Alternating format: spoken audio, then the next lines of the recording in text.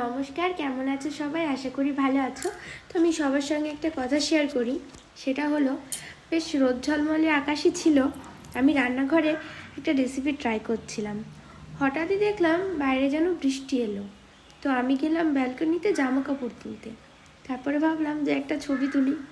ছবি তুলতে গিয়ে আমি ক্যামেরাটা রাখলাম, রেখে ছবি তুলবো, কিন্তু আমার এত ভালো লাগলো বৃষ্টিটাকে, মনে হলো বৃষ্টিটাকে আমি ফিল করি। কিন্তু ব্যালকনিতে দাঁড়িয়ে তো আর বৃষ্টি ফিল করা যাবে না, ঠিক সেই ফিলিংসটা আসছিল না। তো দেখো কি করছি আজকে।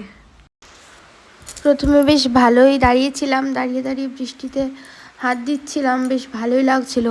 তো মনে হলো বাড়িতে তো কেউ নেই, আমি আজকে কি না কি মানুষ, যাই ছাদে যাই, একটু ভিজবো, কেউ দেখতেও পাবে না, আমাকে বকাও খেতে হবে না।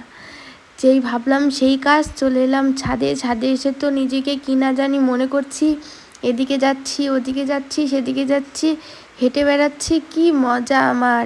তারপরে আবার ফুল নিয়ে এলাম, মনে হলো কেউ তো নেই, নিজের মাথায় নিজেই ফুল গুঁজে নিই। তারপরে ফুল টুল গুছলাম, এই যে ছবি তুললাম। তোলার পরে হঠাৎই আমার চোখ পড়লো যে ছাদের কোণায় ক্যামেরা লাগানো আছে। তারপরে মনে হলো, ইস, ক্যামেরা লাগানো আছে, তাহলে তো আজকে আমার বরমশাই এলে আবার বকুনি খাবো।